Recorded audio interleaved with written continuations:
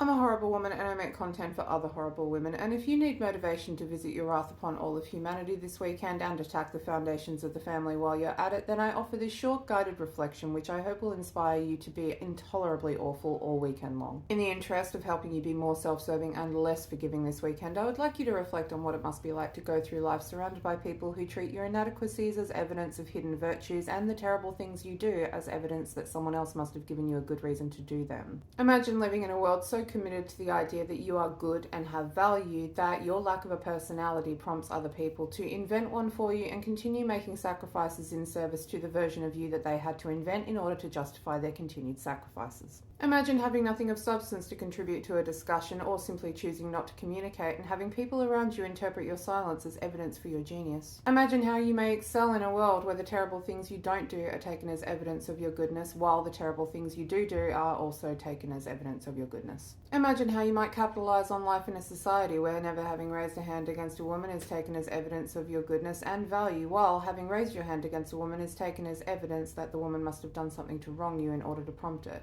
Imagine whining about the presumption of innocence and due process while also living in a world so invested in excusing your bad behaviour that you can do all of those terrible things and still win a Grammy or become the leader of a country. And imagine pissing and moaning about how it's not all of us and having people continue to take you seriously and tend to your wounded emotions while you walk through a world in which not having literal blood on your hands is the strong point of your romantic resume. I would like you to reflect on these things, and I do hope that they will invigorate and inspire you for a weekend of unwomanly and punitive behaviour. If you too are a horrible woman or similar seeking to become the worst possible version of yourself, head on over to my page for more motivational content like this.